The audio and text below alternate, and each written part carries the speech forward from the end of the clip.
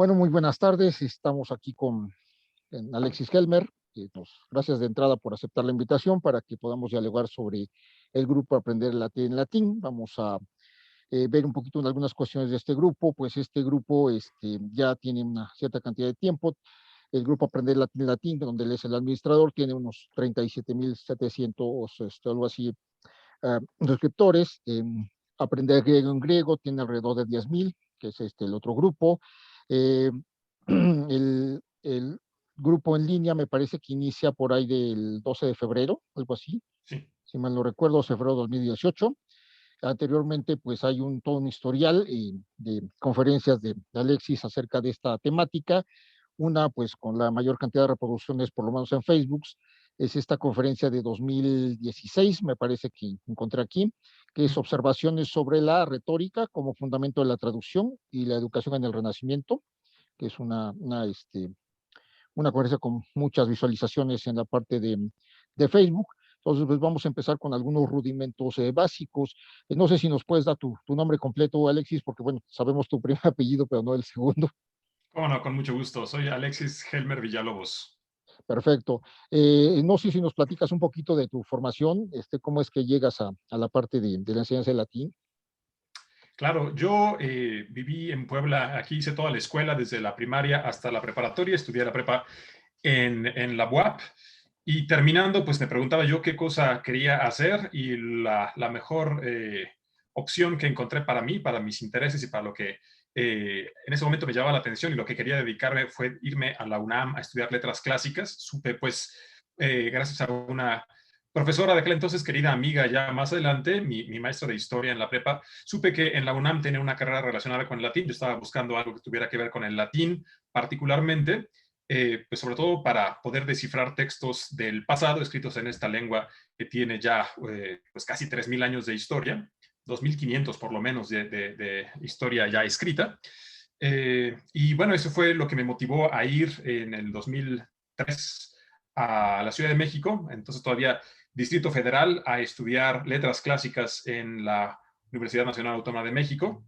Estuve allí pues prácticamente 4 años, hasta el 2007, fueron de hecho completos los 4 años de la carrera, y en 2007 tuve oportunidad de continuar estos mismos estudios de filología, de letras clásicas, de latín particularmente, pero también de griego antiguo, en una academia privada que se encuentra en Italia, que se llama Vivarium Novum, con un método muy distinto al que habíamos llevado en la UNAM, que me permitió no solamente descifrar con trabajo los textos, sino poder hablar incluso latín y griego para de este modo fortalecer el conocimiento de estas lenguas y poder acceder a los textos de manera más directa.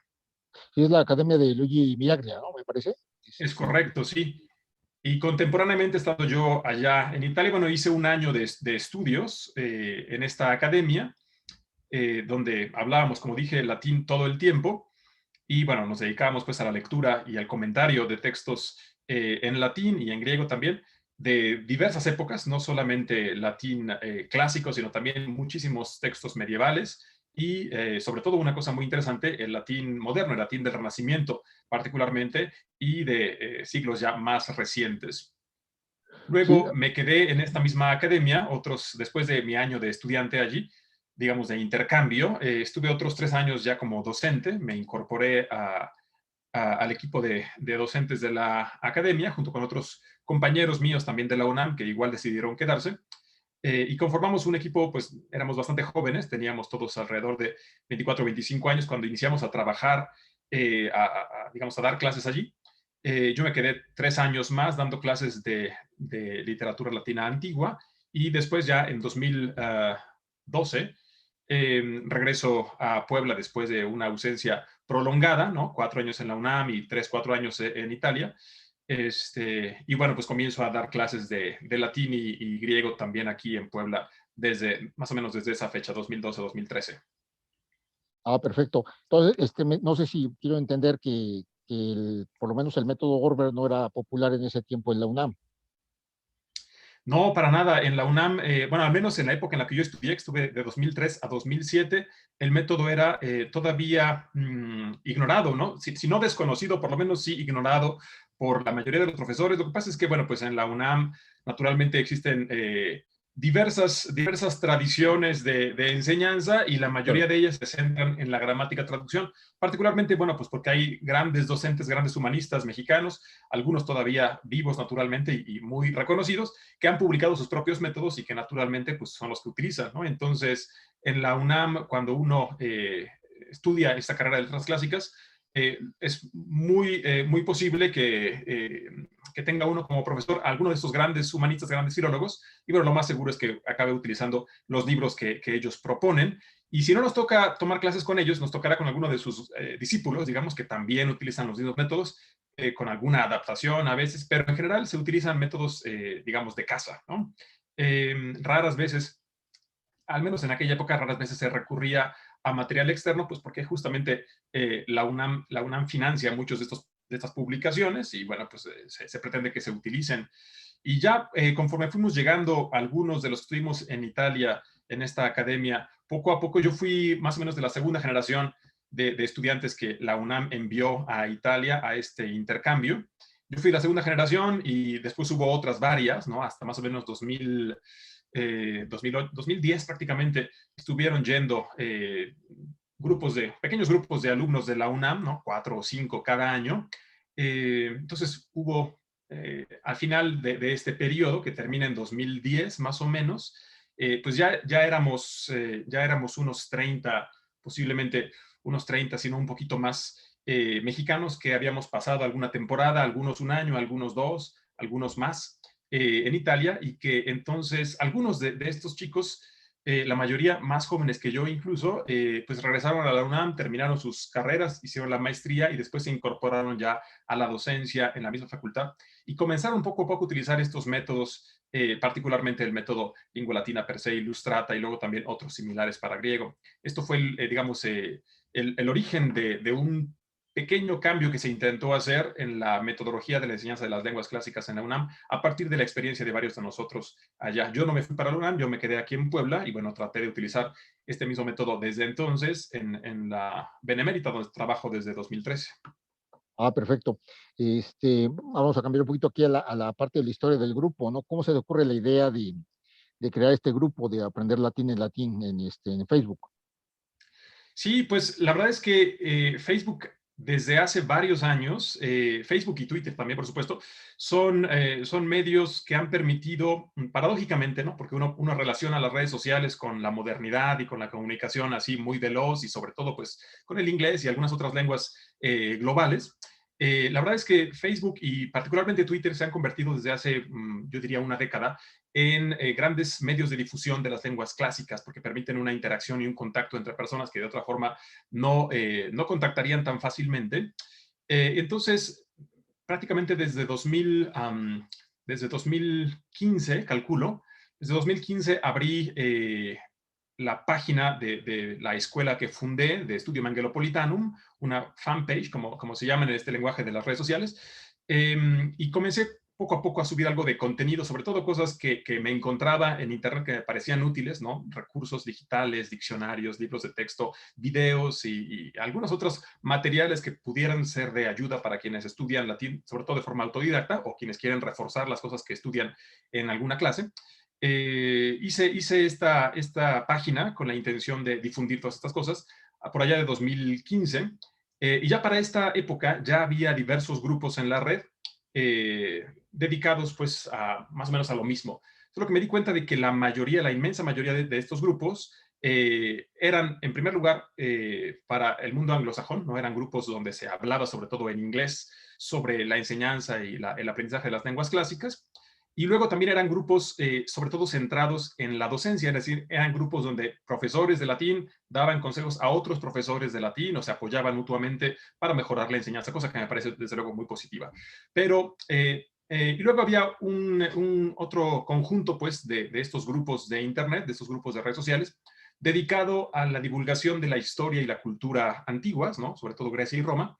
Había varios de estos, algunos con una cantidad realmente muy elevada de miembros, ¿no? Había grupos de 100,000 personas, ahora ya son grupos de 200 o 300,000 personas, pero estaban más bien dedicados a la divulgación de la historia y de la cultura, de la historia militar, etcétera. Algunos incluso de la literatura y otros temas afines, pero ninguno o muy pocos, pues, dedicados a la enseñanza del latín, abiertos a un público más general, que no fuera un público ya especializado, que no fuera un público eminentemente de profesores y de docentes. Con esto no me topé haciendo diversas búsquedas. Yo me inscribía a cuanto grupo se me atravesaba y noté pues que había esta carencia, ¿no? Que no había un grupo en español, en primer lugar, dedicado a un público general que estuviera interesado en aprender latín y donde se brindara apoyo independientemente del nivel que uno tuviera en latín. Entonces, pero lo que al final detonó la creación de este grupo fue que en un grupo distinto, ahora mismo no recordaría yo cuál, un chico argentino, se llama Gabriel Acosta, hizo una consulta, ¿no? Y preguntó así en un foro distinto al que yo creé más adelante, que quién estaría interesado en aprender latín con el método Orber. Entonces, contacté con él, ¿no? Hicimos ahí una pequeña encuesta. Resultó que había un montón de personas interesadas y entonces decidimos crear el grupo a partir de eso, como dices, el 12 o 13 de febrero de 2018. O sea, estamos Sí, hablando de exacto. algunos Ese años yo, antes de la pandemia, un par de es años antes de correcto. la pandemia. Eh, Uno no se imaginaba en aquel entonces que luego las clases por internet se iban a convertir pues ya en la cotidianidad para la mayoría de nosotros. Pero sí, desde 2 años antes de esta situación que ahora mismo nos sigue aquejando después de 14 meses o algo así, fue que fundamos este grupo Aprender Latín en Latín y poco después el de Aprender Griego Antiguo en Griego Antiguo.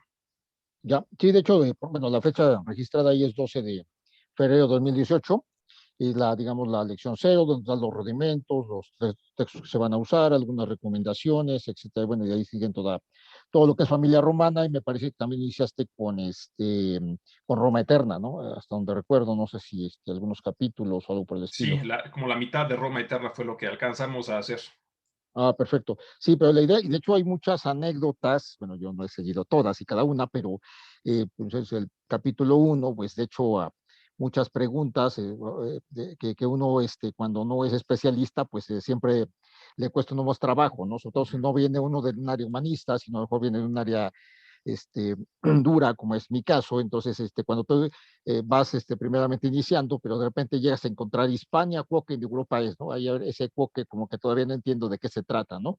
O cuando pones esta expresión, num creta opidum, eso, ¿qué es eso? A ver, momento, ¿qué es eso de num? Porque, ¿por qué está pasando ahí? Ujú. Porque es algo que normalmente uso en la parte del español, ¿no? Yo me imagino que tienes algunas anécdotas de ese estilo, no sé, ¿cuáles sería o consideras que es la pregunta como que con más repetición con respecto al método, ¿no? O que más trabajo ha costado de asimilar dentro del método, no sé, ¿qué opinarías al respecto?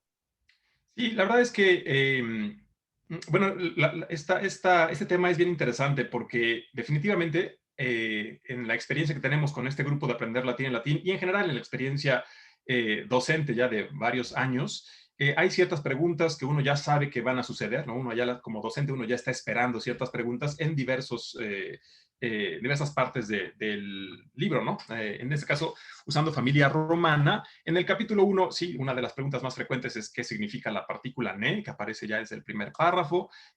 Luego también, pues naturalmente, qué significan las diferentes terminaciones que van apareciendo, ¿no? La diferencia entre est y sunt, que aparece ya al final de la primera página y la segunda página un poquito. Después, sí, o sea, uno ya se la sabe, ¿no? Uno ya sabe qué preguntas van a hacer los chicos y si no las hacen, porque están más o menos distraídos, pues uno intenta estimular esa pregunta diciendo, ya vieron esto, ¿no? ¿Y qué les parece eso? ¿Qué opinan de esta palabrita respecto a una cosa que vimos más arriba?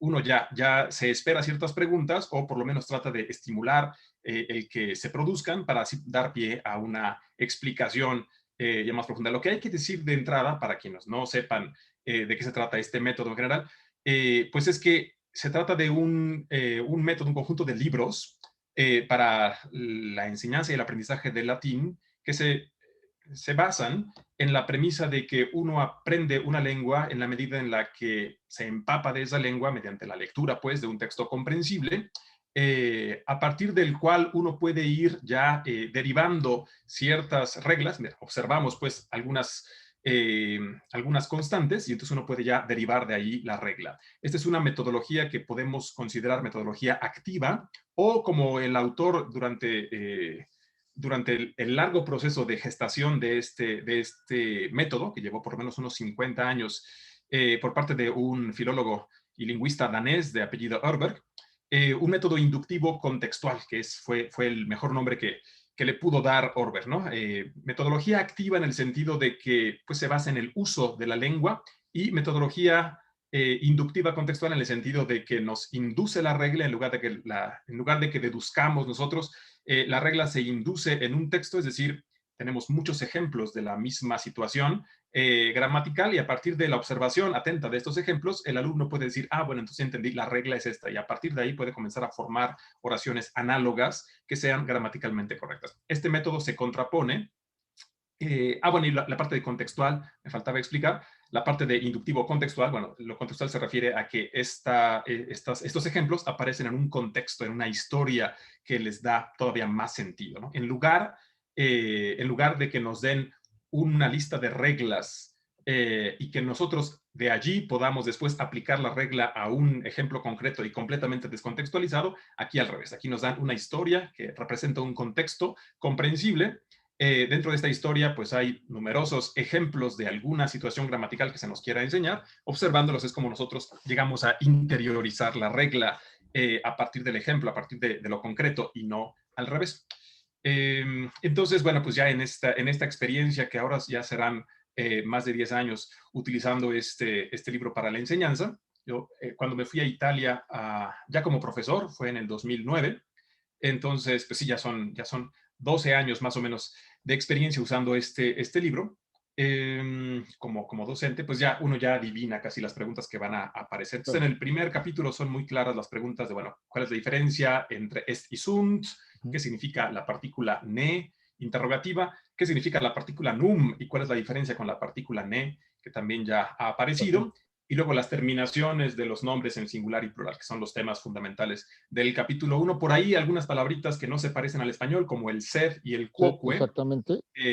También, ¿no? Son temas que siempre salen a relucir en las primeras sesiones. Y el resto del vocabulario, afortunadamente para nosotros que hablamos español, no representa ninguna dificultad porque, digamos, utilizamos todavía en español derivados de la mayoría de estas palabras, así que podemos entenderlas con una cierta facilidad cuando las leemos.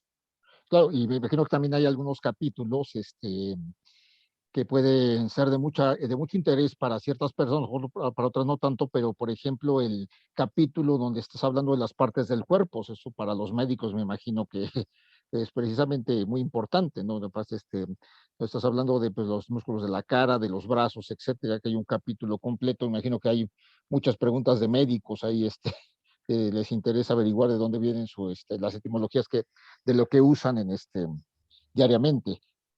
Sí, por supuesto. El capítulo 11, 11. que está dedicado al cuerpo humano, se llama así, el título del capítulo en latín es Corpus Corpus. Humanum. Es un capítulo donde se enseña vocabulario fundamentalmente sobre el cuerpo. Tampoco es que sea muy especializado, son partes generales, pues, ¿no?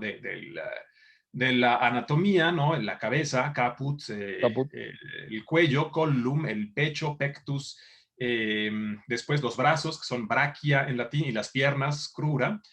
Esta es la mayoría de vocabulario. Y después unas poquitas palabras acerca del cuerpo humano interior, sobre todo de la cavidad torácica y abdominal, ¿no? Ahí encontramos pulmones, por ejemplo, que significa lo mismo, cor, que significa el corazón, después venter y yecur, que significan respectivamente el estómago y el hígado. No es que sea léxico muy especializado, pero bueno, sí da pie para quienes se interesen en este tema del léxico anatómico, puedan después continuar, ¿no? Pero además es un capítulo que no solamente interesa a los médicos, porque además es un capítulo en el que se enseña las palabras neutras de la tercera declinación, ¿no? Que forman un conjunto pues, más o menos importante dentro del vocabulario latino general. Entonces, la palabra caput, la palabra corpus, la palabra cor, son ejemplos de palabras neutras de la tercera declinación, y estas pues nos permiten comprender toda una categoría de palabras que no se refieren necesariamente al cuerpo, pero que tienen las mismas terminaciones, para hablar de alguna manera, y que se declinan pues cambiando su terminación de una forma, todas ellas muy similar. Perfecto. ¿Tenías una pregunta, Toño? Lo que estabas comentando, Elmer, es bastante interesante, pero no solamente es la cuestión, creo que de los abogados, digo de los médicos, sino también la cuestión de los abogados. De hecho, en la licenciatura de Derecho, En algunas instituciones, como la Libre de Derecho, se estudia un año, no, 2 años completos de derecho romano. Y una de las tradiciones que tienen ahí es precisamente la utilización del latín, fundamentalmente para los principios jurídicos con base en los cuales pretenden hacer ciertas disertaciones. No sé, en otras instituciones, es la única que conozco, que lleva 2 años de derecho romano, y la exigencia por parte de algunos profesores. Recuerdo Ignacio Telles, inclusive escribió un texto que iba en relación con eso. Pero la pregunta que me llama la atención, porque hace unos 2 días hubo ahí una discusión en uno de tus sitios, en donde prudentemente guardaste silencio respecto de la pronunciación del latín. ¿Qué te has encontrado al respecto en esa discusión de las distintas formas en que se puede pronunciar? Claro, es una de las preguntas más frecuentes. Esto ya no está relacionado con el método que uso, que es de familia romana, sino en general con el estudio del latín y con el uso del latín en diversas disciplinas, como por ejemplo el derecho. Es una pregunta muy frecuente, ¿no? Y sí, efectivamente son con frecuencia los abogados, pero también muchas veces los biólogos quienes se interesan por la pronunciación, porque son personas que, digamos, utilizan el latín de forma tangencial, algunos quizá con más frecuencia que otros, pero no, digamos, no estudian latín. Los abogados, aunque lleven, y qué bueno, 2 años de derecho romano, no necesariamente se vuelven especialistas en latín, ¿no? Sino que más bien aprenden algunas fórmulas, como bien decías, Toño, algunas fórmulas jurídicas, algunas expresiones útiles, pues para relacionar nuestros sistemas jurídicos con sus antecedentes en el derecho romano. Entonces, sí, son muy frecuentes las consultas acerca de la pronunciación. Todavía es un tema que no termina de quedar claro muchas veces, pues por ciertos prejuicios, ¿no? Que a veces se repiten con más frecuencia de la que nos gustaría, que se van transmitiendo de generación en generación, ¿no? De unos abogados a otros. Y que luego, pues claro, hay quienes dicen, bueno, es que yo escuché toda la vida en la licenciatura, escuché que decían así, y que de hecho me prohibían pronunciar de otra manera, y ahora me entero de que hay otras pronunciaciones. La verdad es que en latín hay varias pronunciaciones, igual que en español. Yo siempre digo, porque una pregunta recurrente es, ¿cuál es la pronunciación correcta? ¿O cuál es la más correcta? Yo digo, bueno, pues varias, ¿no? O sea, en español, por ejemplo, hay varias pronunciaciones y son todas correctas. No podemos decir, por ejemplo, que quien pronuncia, como aquí en Puebla o Ciudad de México, pronuncie más correcto o menos correcto que alguien que pronuncia con el acento de Bogotá o de Buenos Aires o de La Habana o de Puerto Rico o de Madrid o de donde sea, ¿no? Es decir, en español hay una variedad de pronunciaciones que son todas admitidas y pues contribuyen a la riqueza del idioma que se verifica pues no solo en la pronunciación, sino en otras muchas cosas, pero la pronunciación es una parte de la lengua. Y en latín sucede algo muy parecido. El latín clásico tenía una pronunciación más o menos estandarizada, ¿no? Que era la de las clases altas, sobre todo aquellas que habían nacido o por lo menos se habían educado en la capital, en Roma, en la época, en las décadas inmediatamente anteriores a la era cristiana, ¿no? O sea, los últimos 50 años, podemos extenderlo un poquito más, quizá los últimos 100 años de la era antes de Cristo, los individuos nacidos o educados en la capital del imperio, en Roma, eran sin duda aquellos que tenían la pronunciación más prestigiosa y la que el resto de los romanos intentaban, de los ciudadanos romanos, pero que no habían nacido necesariamente en Roma, intentaban imitar, ¿no? Y algunos lo lograban, otros no tanto. Esto es lo que es la situación, pues, que se presenta hace 2000 años en el Mediterráneo. Pero eso no significa que la pronunciación clásica, esta que llamamos clásica, sea la única. Por un lado, esta pronunciación, uno se puede preguntar, ¿y cómo sabemos cómo hablaban los romanos? Lo sabemos porque hay muchos testimonios de muchos tipos diferentes que nos dan a conocer de una forma muy clara y muy certera cuál era el sonido de cada letra, incluso de cada palabra en el latín clásico. Es una cosa que está más que establecida. O sea, no hay realmente muchísimas dudas al respecto. Sabemos bien cómo pronunciaban porque de hecho ellos escriben la forma en la que se pronuncian. O sea, los tratados de gramática antiguos o tardo antiguos dan un montón de referencia acerca del sonido de cada letra, ¿no? Por ejemplo, alguien se puede preguntar, bueno, ¿la H se aspiraba o era muda como en español? La verdad es que si atendemos a los testimonios de los gramáticos, entendemos que la H se aspiraba en la época clásica, sobre todo en esta a la que me referí, el siglo I antes de Cristo, en la ciudad de Roma, aunque puede ser que en ese mismo tiempo, en lugares distintos o en clases sociales no tan privilegiadas, la H ya hubiera comenzado a desaparecer de la pronunciación en la misma época, ¿no? Y así con el resto de las letras del alfabeto. Sabemos muy bien cómo pronunciaban las élites, porque de hecho dejaron testimonio de cómo tenía que sonar cada letra. Los gramáticos, sobre todo quienes se dedicaban desde entonces a la enseñanza de la recta pronunciación.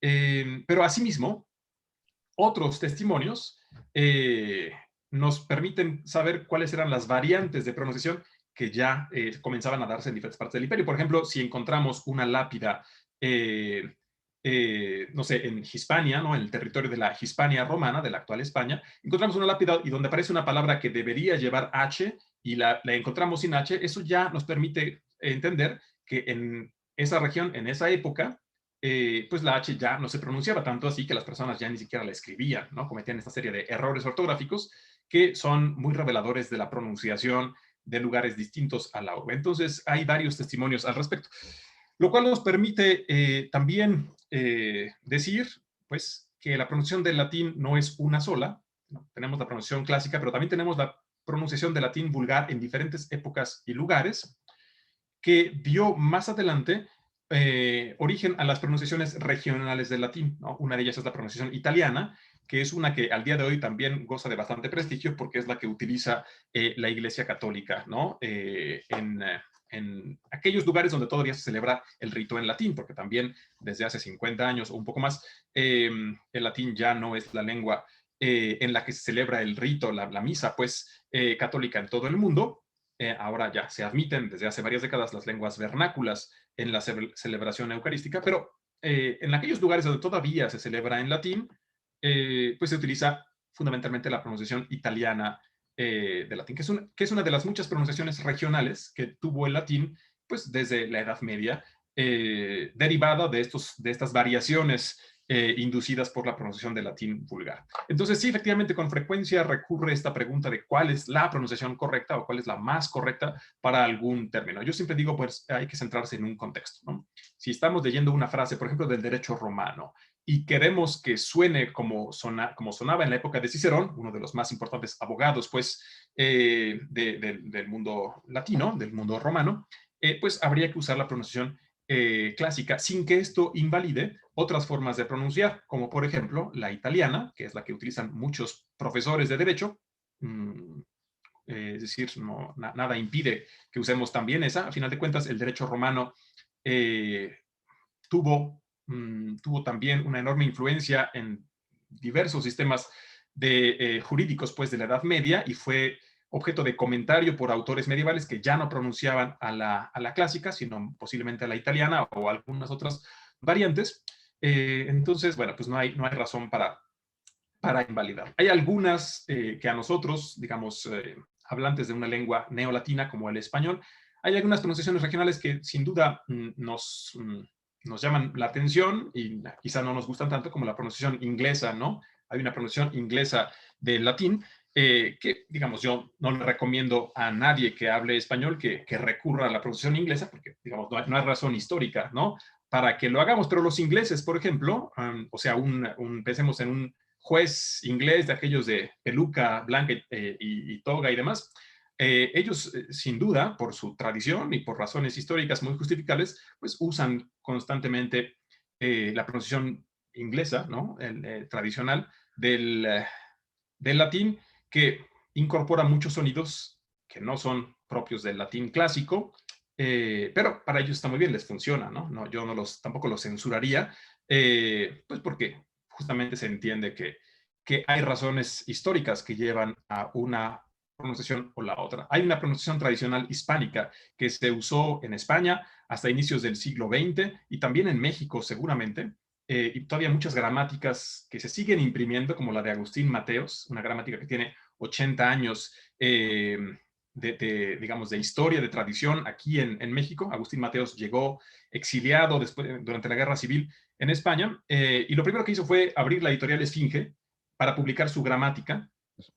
Y esta gramática, que tiene 80 años imprimiéndose, ha de llevar unas 40 ediciones. Yo creo, yo no tengo la más reciente, tengo una edición de 2010 por ahí, y es la edición 38. Entonces yo imagino que ya fácilmente llegó a las 40. O sea, imagínense una edición cada 2 años más o menos.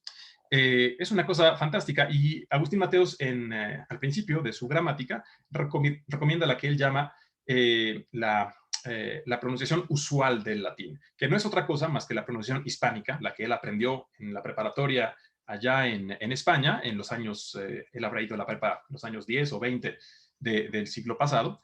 Y bueno, pues es la que él recomienda, aunque no omite mencionar enseguida la clásica, ¿no? No es la que él recomienda en primer lugar, pero también menciona que hay una pronunciación clásica y la coloca por allí para que estemos enterados. Entonces, bueno, pues hay una variedad más o menos grande de pronunciaciones. Las más usuales en nuestro contexto actual son la clásica, que se utiliza en la mayoría de las facultades de letras, pues, de filología en todo el mundo, excepto en Italia, donde utilizan todavía la pronunciación italiana, y también en ambientes eclesiásticos, por ejemplo, en los seminarios católicos de todo el mundo. Con frecuencia la pronunciación italiana es la que más se utiliza, pero no en todos. Por ejemplo, en los seminarios alemanes utilizan con frecuencia la pronunciación alemana del latín, que se puede llamar pronunciación, algunos la llaman pronunciación alemana, otros la llaman pronunciación centroeuropea, ¿no? Porque también se utiliza, por ejemplo, en algunos países como la República Checa y demás, con pocas variantes. Otros la llaman la pronunciación del Sacro Imperio Romano, ¿no? Que me parece un poquito ya más, digamos, ya, es decir, más allá digamos, del contexto actual.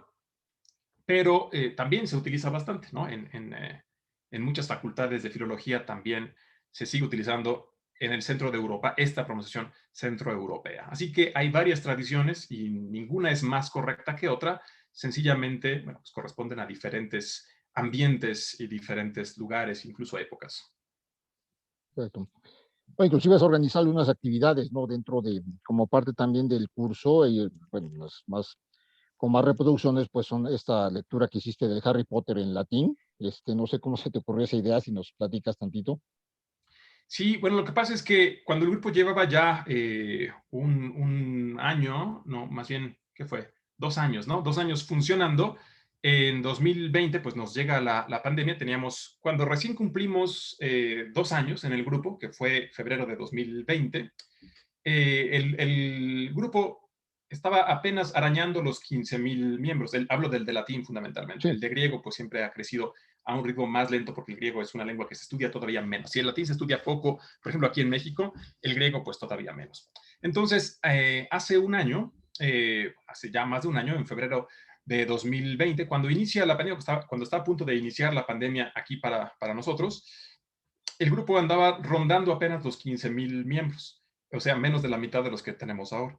Pero en cuanto comienza la pandemia y la gente se da cuenta de que va para rato este asunto de tener que estar pegados a la computadora para trabajar y para estudiar y para muchas otras cosas, comenzamos a ver en el grupo un crecimiento cada vez más acelerado y en un año, ¿no? O sea, de febrero de 2020 a febrero de 2021, que fue cuando cumplimos ya 3 años, el crecimiento había sido al doble, ¿no? Cumplimos 3 años con 30,000 usuarios prácticamente y ahorita ya vamos por 37,000 prácticamente. Entonces, en medio de esta situación, sin duda muy lamentable para muchas personas, ¿no? Por todo lo que ha significado esta pandemia. Sin embargo, creo que al latín no le ha ido tan mal porque cada vez más personas se han interesado y afortunadamente, bueno, pues lo han hecho a partir del grupo, ¿no?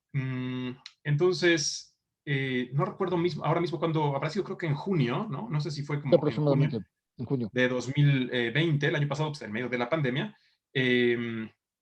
Los actores principales de esta serie de películas de Harry Potter hicieron una actividad de lectura, ¿no? O sea, para compartir con sus seguidores y para fomentar pues, la lectura precisamente en general y la lectura de estos libros en particular. Hicieron una actividad que consistía en cada uno de ellos, los actores principales del reparto, leían un capítulo del libro y la verdad es que no sé si terminaron de leer un libro o no, pero estuvieron varios de ellos frente a la cámara desde sus casas leyendo. Yo dije, bueno, pues hay que hacerlo para el latín. Afortunadamente existe una traducción al latín de los primeros 2 libros de esta serie, y se me ocurrió a manera de juego pues leer también uno de los capítulos de esta versión en latín, y no esperaba yo que fuera a causar tanto revuelo, pero sí a mucha gente le llamó la atención, muchos que ni siquiera se interesaban por el latín o que no sabían que existía traducción de este libro, pues ahora ya tienen un motivo más para interesarse en el latín a partir de esta lectura. Y no, hay otro tipo de actividades, ¿no? Estas preguntas que, bueno, hace como un año que te hicieron sobre la recoquinaria, el recetario de la comida latina, también tuvo muchas, bueno, muchas contrarréplicas, muchas preguntas. Es un libro interesante, ¿no? Cómo hacemos la parte de la comida romana, ¿no? Y sobre todo cierta herencia de la comida griega, ¿no? Ujú. Que también es interesante de citar, ¿no? Es otra de las actividades, me parece. Y ahí hay desde momentos, pues muy interesantes porque hay muchas lecturas atrás que hacer de la recoquinaria y de los recetarios griegos y hasta esquemas chuscos porque un día en tu lección número 3 o 4, no recuerdo, uno de los alumnos preguntó una pregunta que creo que ya se había repetido como 15 o 20 veces, pero por el historial no se veía bien el esquema de la pregunta y alguien en forma chusca es que se tenga mucho cuidado porque estamos ante nuestro profesor que es Alexis el Tyrannus Helmer. Eso sí recuerdas, esa anécdota. Pues ahora mismo no sabría cuál fue la consulta, pero se ha hecho, lo que sí puedo decir es que se ha hecho un grupo, pues yo diría que incluso de amistad, ¿no? Algunas amistades han surgido a partir de ahí, no solo conmigo, sino entre los propios miembros, cosa que me da mucho gusto, y hay una buena convivencia, bueno, con excepción pues de algunos momentos un poco más tensos que se dan pues en cualquier grupo Claro, de sí, esta sí, por naturaleza o supuesto. en cualquier agrupación humana en general. Siempre hay momentos de pues, tensión y de enfado y de malos entendidos, pero creo que han sido pocos, ¿no? O sea, la Sí, sí, interacción es siempre muy positiva. Eh, digamos, después de 3 años y algunos meses, 37,000 miembros, incontables consultas que hemos intentado responder lo mejor posible, con claridad y con concisión para que la gente pues, pueda resolver su duda y continuar el estudio de latín sin esa duda sin resolver. Pues creo que ha sido en general bueno, ¿no? Y ya cuando se presenta una situación un poco más, digamos, de otra naturaleza, una situación incómoda, bueno, pues ya lo intentamos resolver por la vía pacífica o ni modo, a veces no queda otra más que eliminar ahí a los Y díscolos. no, bueno, de hecho ese es precisamente parte del problema de la cuestión humana cuando te enfrentas a pues a N tipos de formas de pensamiento. Bueno, yo me acuerdo nada más de esta anécdota chusca porque mucha gente muy molesta con la pregunta de este muchacho de Chile, un fotógrafo, que de repente está uno muy entrado en una discusión sobre el capítulo 9, capítulo 10, una cosa así por el estilo. Este muchacho, no sé si en tono de broma yo me imagino que sí, cita una frase de Jodorowsky y todo el mundo se enoja, no sé si recuerdas esa anécdota que dice, que puso este muchacho que dice, ustedes saben muchas cosas, pero son útiles, que es una frase de Jodorowsky, ni siquiera es de Jodorowsky, pero bueno, el punto es que todo el mundo enojado por esa frase, un hilo como de 200 respuestas, y bueno, a mí me pareció más chusco que otra cosa, pero no sé si la recuerdas. Sí, ya, ahora se me aclara un poco la memoria. Sí, hay situaciones, a veces son malos entendidos, o a veces sencillamente, pues alguien está en un mal día y demás, y se le sale una cosa que a lo mejor ni siquiera la pensó en ese sentido, pero bueno, se interpreta de muchas formas, porque así son las redes, ¿no? Así son las redes, claro que nos acercan un montón a muchas personas con las cuales compartimos intereses y opiniones y demás, pero luego a veces por una opinión mal fundamentada o mal expresada, luego surgen ahí malos entendidos. De esos hemos tenido algunos, claro, pero creo que hasta la fecha, pues nada que ponga en riesgo al grupo sobre todo los objetivos que tenemos, que son pues, compartir el latín y compartir algunas cosas que puedan ayudar a otros a aprender esta lengua con más facilidad. Para los fines que quieran, aquí no discriminamos a nadie, pueden estudiar latín para lo que gusten. Lo que queremos es que, lo que nos interesa pues promover es que lo aprendan de la mejor manera, rápido, y que puedan ya dedicarse a usarlo como prefieran. No, está bien. Y de hecho me imagino que tienes algún plan a futuro, ¿no? Porque, por ejemplo, me parece que solo llegaste a la mitad del Roma Eterna, ¿no? Me imagino que a futuro hay un plan para terminar, ¿no? El Roma Eterna. No sé si tuvieras algo que platicarnos a futuro que se Sí, qué claro, podemos sí. esperar. El terminar la lectura de Roma Eterna es una cosa que tengo pendiente desde hace un rato. Tuve que suspenderlo en 2019, creo, esta serie de videos que veníamos haciendo durante prácticamente 50 semanas, creo que un poquito más. Durante, sí, unas 50 semanas más o menos, estuve leyendo casi sin interrupción un capítulo a la semana, ¿no? Creo que eran los viernes o los sábados que Así es. me ponía yo a leer. Esto lo hice desde que fundamos el grupo en febrero del 18 hasta inicios del 19. Estuve leyendo, pues sí, prácticamente un año hasta llegar al capítulo por ahí del 48, qué sé yo, que ya es la mitad de Roma Eterna. El primer tomo, que es Familia Romana, tiene 35 capítulos. Y luego continúan del 36 en adelante, ya en el tomo 2, que es Roma Eterna. Entonces tuve que suspender esta actividad porque también el trabajo que realizo en la universidad y después en la Biblioteca Palafoxiana aumentó tremendamente, y entonces ya no podía yo darme el lujo de leer así semanalmente, aunque no eran videos tan extensos, hacíamos videos de media hora, más o menos 40 minutos si había preguntas, pero luego ya no me quedó tiempo ni para eso. Pero sí tengo, por supuesto, pendiente la tarea de terminar las lecturas. Ya faltarán unos 10 o 15 capítulos, la verdad, no recuerdo exactamente dónde nos quedamos, pero bueno, se puede averiguar fácilmente. Eh,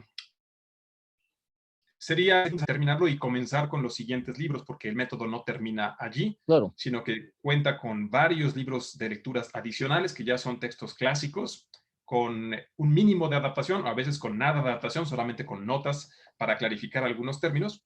Entonces sería interesante terminar, por un lado, Roma Eterna, que tiene ya varios textos clásicos auténticos, pues, y continuar con algunos de los otros materiales que preparó Orberg para que el conocimiento del latín no sea nada más un conocimiento gramatical, sino que vea sus frutos, quien lo estudia, pues aplicándolos en la lectura de textos, sobre todo clásicos, ¿no? Aunque se podría aplicar fácilmente en cualquier otro texto latino de otras épocas. Entonces, sí, espero que este año, ya estamos terminando un semestre en la universidad, ojalá que el verano nos deje continuar con lo que veníamos haciendo desde el inicio, las lecturas del método de Orwell. Ah, perfecto. Toño, si tienes otra pregunta.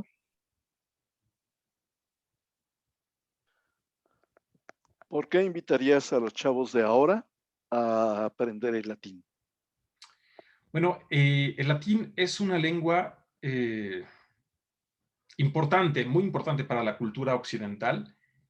Hay, no quiero exagerar, pero diría millones, y tal vez no exageraríamos mucho, pero dejémoslo en miles y cientos de miles de libros latinos que no han sido traducidos jamás a ningún idioma y que seguramente no serán traducidos nunca. Bueno, si la inteligencia artificial avanza como lo está haciendo, es posible que más adelante las máquinas puedan traducir de forma más o menos correcta de estos textos al español. Pero al día de hoy existen en el mundo y se puede acceder fácilmente a estos libros en Internet. Hay muchos miles de libros en latín que no tienen traducción y son libros sobre ciencias y disciplinas muy diversas, ¿no? O sea, hay para todos los gustos. Si alguien se interesa por la medicina, pues las bases de la medicina están en griego y en latín. Si alguien se interesa por el derecho, pues como ya decíamos hace rato, también, ¿no? Las bases del derecho occidental, por lo menos, están en el derecho romano, o sea, en latín. Pero más allá de estas ciencias, conocimientos tradicionales y ciertamente muy importantes, hay otras muchísimas áreas del saber, ramas del saber, que tienen alguna base importante muchas veces en textos latinos, ¿no? Incluso si uno se interesa por la arquitectura o por la ingeniería, o se interesa por las matemáticas, o si se interesa por las ciencias naturales, la biología, por ejemplo, y otras muchas, pues siempre habrá algún texto latino fundamental, ¿no? Más allá de que la ciencia moderna haya superado, pues algunas veces eh, a sus precursores, bueno, no por eso dejan de ser importantes. O sea, el hecho de que hayamos tenido el siglo pasado a un Einstein o más recientemente a algunos otros físicos pues, que han cuestionado la física newtoniana, eso no le resta importancia a Newton, por ejemplo, ¿no? Y Newton, debemos recordar, pues escribe sus Principia Mathematica y otras muchas obras en latín. Luego, el conocimiento, por ejemplo, de la biología ciertamente ha avanzado mucho desde el siglo XVIII, pero Carlos Linneo sigue siendo un referente importantísimo, pues, para la clasificación de las especies vivas, sobre todo animales, y pues, sobre todo vegetales y luego también animales. Así que leer a Linneo, pues, en latín o leer a Newton en latín es seguramente una riqueza enorme para quienes se interesan por esas disciplinas, porque a veces encontramos traducciones de estos textos, pero en primera no son tan fáciles de conseguir, ¿no? No es que uno en cualquier librería encuentre una traducción de Newton, son cosas más o menos especializadas. Y luego, una traducción siempre supone una barrera, ¿no? Desde luego, las traducciones son puentes para la comprensión de textos en lenguas que no conocemos, pero ninguna traducción es perfecta, no existe la traducción perfecta de absolutamente ningún texto, ¿no? Todas suponen alguna interpretación por parte del traductor, y esa interpretación puede no ser necesariamente la que le habría dado su autor, ¿no? Entonces, un conocimiento de la lengua latina nos permite un acercamiento mayor a los textos que fueron concebidos en latín, sin intermediarios, y nos permite, bueno, pues acceder a ellos de manera más directa. Entonces, esa es una de las ventajas. Yo creo que la principal ventaja de saber latín es justamente eso, que nos permite acceder a textos escritos en esa lengua de forma directa, sin intermediarios, principalmente pues en los casos en los que el intermediario no existe, ¿no? Donde no hay traducción disponible. Y eso sucede a cada rato, ¿no? A lo mejor para los autores clásicos podemos encontrar traducciones de casi todos, ¿no? Si pensamos en Virgilio, o en Horacio, en Ovidio, en Cicerón, lo más seguro es que encontremos una traducción más o menos accesible de esos autores. Pero debemos tener en cuenta que el latín de los autores clásicos, los libros, pues, en latín, que vienen de la antigüedad clásica, son menos del 1% de la literatura latina que nosotros tenemos, que conservamos de diversas épocas, ¿no? O sea, es menos del 1% del latín lo que se escribió en la época clásica. ¿Cuándo se escribió el resto, el 99% restante? Se escribió en la Edad Media y se escribió sobre todo en la época moderna. Es incontable la cantidad de libros latinos escritos en latín que proceden del Renacimiento hasta el siglo XVIII particularmente. Ya en el XIX decrece notablemente el número de publicaciones en latín. En el siglo XIX ya todo el mundo publica en la lengua patria.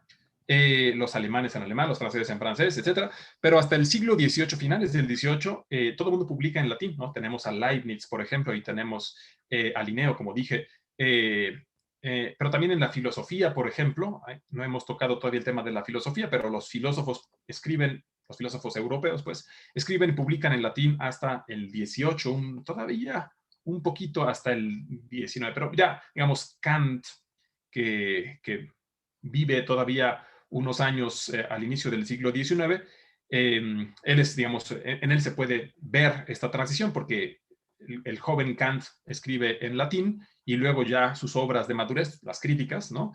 Las escribe en alemán. Sin embargo, supervisa una traducción al latín para que tengan mayor difusión. Esto es importante.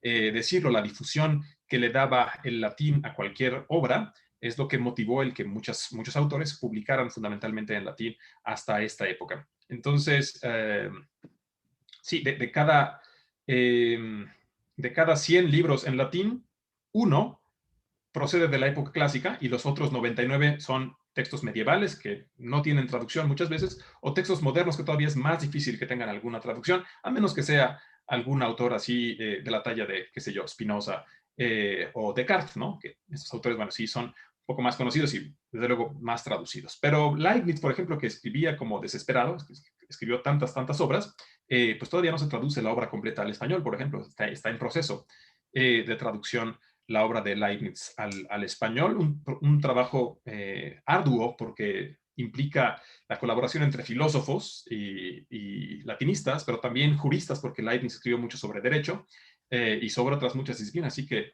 por eso es que se avanza tan lentamente en la traducción. Y hay otros autores, otros filósofos y autores en general que no esperamos que se traduzcan pronto al español, más bien convendría, si a alguien le interesa, convendría aprender latín. Es mucho más rápido aprender latín que esperar a que alguien más haga la traducción, que tal vez nunca llegue.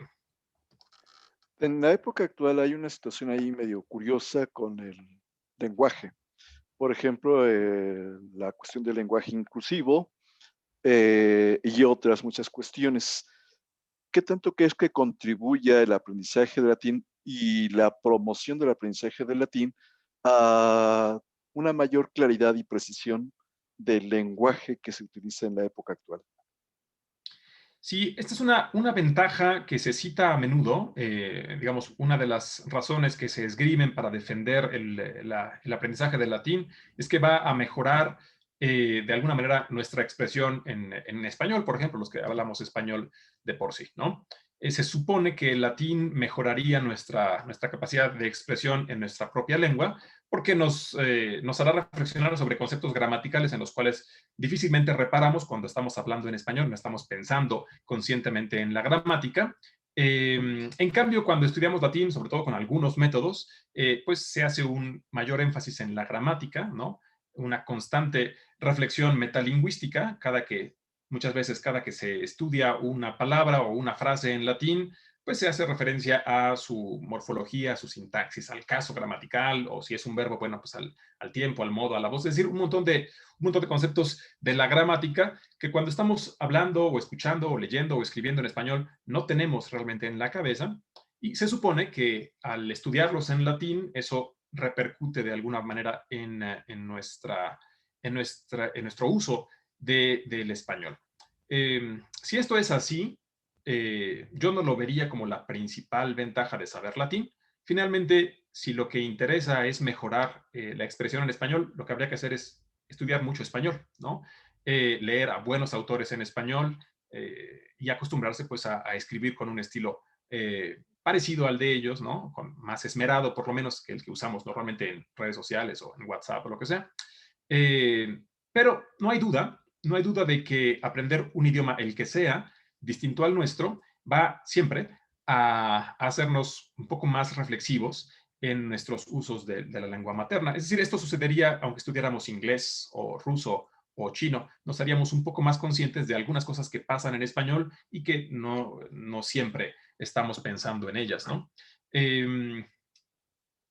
Por otro lado, es cierto que el latín como lengua madre del español puede enriquecer nuestro léxico en español, ¿no? Porque finalmente nos acostumbramos a hablar español con un cierto número de palabras, pueden ser pocas o pueden ser muchas, pero nos acostumbramos a hablar en español con un cierto número de palabras y a veces es difícil que recurramos a sinónimos, a menos que estemos realmente en la computadora con las herramientas a la mano para poder buscar algún sinónimo cuando es que se necesita. Por ejemplo, estamos escribiendo un ensayo o una tesis o lo que sea. Entonces, ahí es cuando nos ponemos a revisar el diccionario de sinónimos para enriquecer nuestra expresión. Si alguien estudia latín y esa persona habla de por sí español o alguna otra lengua romance como primera lengua, lo más seguro es que, digamos, de este contacto con los autores latinos, derive algunas palabras que en español existen, pero que difícilmente utilizamos. Y esto, naturalmente, contribuirá a pues, un enriquecimiento de la expresión, una mayor variedad, por lo menos en lo referente al léxico. Y luego hay otras cuestiones, como efectivamente los cambios en la gramática que se pretenden introducir en el español para precisamente visibilizar, como se dice, a algunos colectivos, ¿no? En general al género femenino y a personas que no se identifican ni con el género femenino ni con el masculino, etc. Entonces, hay esta tendencia, no solamente en el español, también en el francés y en el inglés, cada idioma de acuerdo con sus propias características. Hay una tendencia, pues, en varios idiomas del mundo actualmente a una modificación de la gramática en favor de una mayor inclusividad, como también se dice con frecuencia, o de una mayor inclusión, quizás para dejarlo ahí en un término más corto. Ahora, si el latín puede tener alguna influencia en esto, tanto para la conservación de la gramática que actualmente sancionan las instituciones, como para, digamos, la incorporación de nuevas formas gramaticales. No estoy seguro de que el latín, digamos, tenga la última palabra. Finalmente, debemos entender que el latín es la lengua de un pueblo que definitivamente no se caracterizaba por su feminismo, ¿no? Los romanos no eran definitivamente una sociedad muy feminista, que digamos, más bien diría yo lo contrario. Es así que era una sociedad bastante patriarcal. La nuestra puede que lo sea todavía en muchos aspectos, desde luego, aunque también, bueno, se ha avanzado muchísimo en la mayor participación de las mujeres en, qué sé yo, en la política y demás. Eso, bueno, pues ahora se da y hace un siglo difícilmente se podía pensar hace un siglo en, qué sé yo, diputadas, mujeres, ¿no? O, bueno, ya no digamos diputadas, sino simplemente electoras, ¿no?